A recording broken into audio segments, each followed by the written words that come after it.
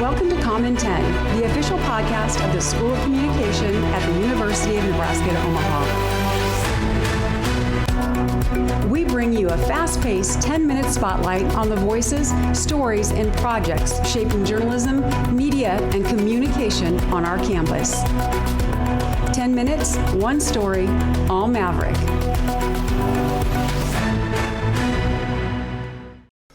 Welcome to Comm in 10. I'm Dr. Heather Hundley. And I'm Dr. Adam Tima. Today with us, we have Morgann Gardner. Morgann is one of our alum from the undergraduate program. She was a JMC Emerging Media, Journalism and Media Communication Emerging Media student, and Outstanding Student of the Year for the, 25 absolutely. year.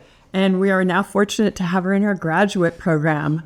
But today what we'd like to talk about, you might not know, is that Morgann Gardner is a former basketball player for the Mavericks. Yay. So welcome. Thank you. Thank you for having me. Appreciate you being here. So give us a little bit on your background, how you got into playing, how long you played, and what got you into basketball, what got you here? Mm-hmm. So I played basketball for 13 years, actually. I actually played basketball, volleyball. I did karate, softball, cheer for like 3 days. So they told me I was like coordinated. I was like, okay. I started Basketball it is. Right. I started basketball when I was 7, just like a little city league. And then I wanted to be more serious about it, so I got a personal trainer. He's the best. May he rest in peace, actually. Oh. I was with him for like 3 years, and then I started playing traveling basketball up until from when I was 12 years old to 17 years old. And that's when I was like, oh, I want to play college ball. Like, I think this is where I want to go.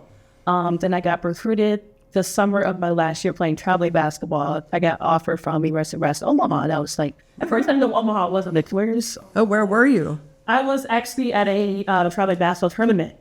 And I did my visit, because it was COVID at the time, so I couldn't have my official visit. But are you from... Oh, you're not from Omaha? No. Okay. I'm from Racine, Wisconsin. Okay, yeah. All right. I'm used to the Midwest. Yeah. The cold, the rain. So, I took like a mini visit with my mom and I. We drove down here from Des Moines, Iowa. We were at a basketball tournament.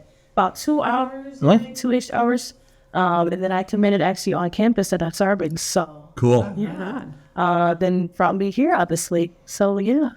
Okay. Crazy journey. And you've been here ever since. Yeah, literally. Haven't left.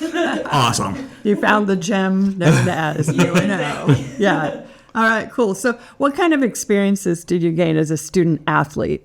Yeah, I gained a lot of experience, like work ethic. I think I'm just so used to, I'm learning like mentally, like I usually get up early, like I get up at like 4 a.m. every day. So like I'm used to getting up 5 a.m. workouts, 6 a.m. workouts. So like my brain is constantly moving. And that's how I'm like timing wise. I get to my class that I teach now like 15 minutes early. It's just because my brain is naturally wired to just getting up early, being consistent, being prompt. And that's why my communication works well, professors and stuff like that. Because I'm used to meeting my coaches, teammates, strength and conditioning coaches, stuff like that. So I think I'm very grateful for what athletics have done for my... Yeah. So some of those skills you brought from the court to the classroom. Yeah, exactly. Yeah. Yes. Oh, that sounds like a great. That's a tagline. That's a freaking tagline. Write that down. That's your sports comm. That's your gig. You're So gonna write a book, okay? Cool. So I was just thinking about as we were walking over, Soccer is currently scrimmaging in the rain in 50 degrees. I was like, you never had to do that. So luckily for you. However, I had you as a student a couple of times, an undergrad, right? Yeah. Tell me about what the challenges are. We talked about what you got out of it. What's the challenge of being a student athlete? Yeah. I would just say finding time for yourself. My personal life, I have a lot of friends, family that want to see me, and it's kind of hard to visit. Like this past fall break, I had no idea what to do. I haven't had a fall break off in 4 years. Because you're practicing or competing. Or scrimmages. So I'm like, what is a fall break? Like, what do I do? Yeah. So just finding the time between work life, personal life, athlete, being a student. Just overall, finding a balance. Cool. But also maintaining a presence in the classroom. So my professors get a chance to know me as a person. Sure. More than just an athlete. So that's what I would say about that. All right. Cool. Thanks. So what advice do you have for current student athletes, maybe future student athletes? I know a lot of people play in high school and then they don't go on to college to play, but for those that are considering it or have that opportunity. Yeah, I would say stick with it. A lot of I think only 1.3% from high school play college basketball. I'm pretty sure my statistic's right. I would say stick with it. It's going to be hard. It just is. But you have to, it's more of a mental challenge than it is a physical challenge. So stick with it. Talk to your professors. Talk to many advisors as you can. Just communication overall.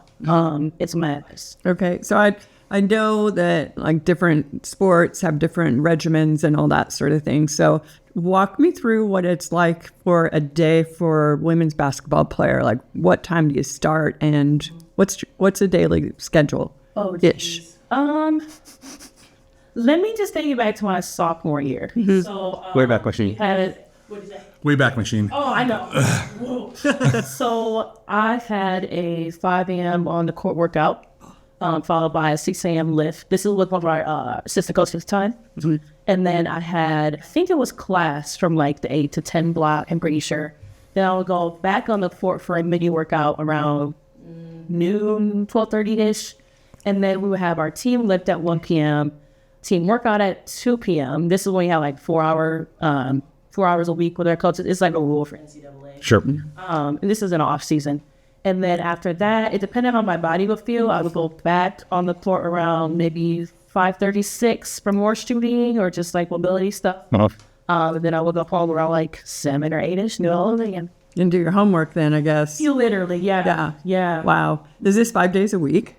For me, for the team, we did Monday, Tuesday, Thursday, Friday. We had Wednesday, Saturday, Sunday off. Wow. But I worked out every single day, and I took Sundays off. It's a lot of dedication. Yeah. So speaking of dedication, you've now transitioned from undergrad / sports to being a grad student and now teaching on campus as a grad student. Yeah. So how has one experience from one moved you to the other?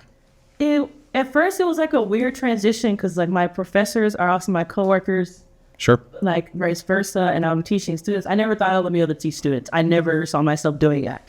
Honestly, going to the math program was like a last minute decision. Like I had no idea. But I'm honestly grateful for all the professors I had, communicating with them, stuff like that, and my advisors, just giving me advice like, you got this. Like I didn't even think I can do it, honestly. I was like, there's no way.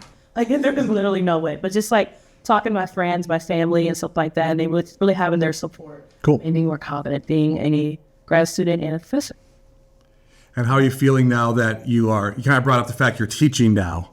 Have you had that moment where like 3 years ago, that was me in the seat in front of me? It actually hit me like 2 weeks ago. I think. Just how my students react, I'm like, wow, it's the same way. Like, this is actually crazy. So, it's just kind of weird that I was just literally in their shoes like months ago. Right. That just passed May. So it's like, whoa. But honestly, I'm just grateful for whatever come my way. Cool. Right on. Oh, do you have any thoughts going on? Yeah. We burned through our questions, sped through them. Yeah. No, I was just thinking, so the School of Communication is very supportive of athletics. We have a really great relationship with them. And you might not know of all of our connections of we had Allison Waken as a guest and she was on the cheer squad. And then Dr. Souter and I both do sports communication kind of research. And then Dr. Gant and one of our emeritus, Dr. Pickering, are big volleyball advocates and fans. And of course, we can't forget about Andrew Stem. I mean, you've got a former sports writer for the World Herald on campus. I was a season ticket holder forever for hockey. My story is I literally came to campus. My first week on contract, met with one of my other faculty members at the time. She said, my husband and I have season tickets to hockey. I was like, you guys got a hockey team here? I don't know. We got D1 hockey. I'm like, what? Yeah. Grew up in Minnesota, right? Surrounded by Mankato, St. Cloud, UMD, University of Minnesota, right? Former Gopher. I'm like, I should go find out about this. And tickets were dirt cheap. I bought a pair of tickets then. I had them until the third season at Baxter.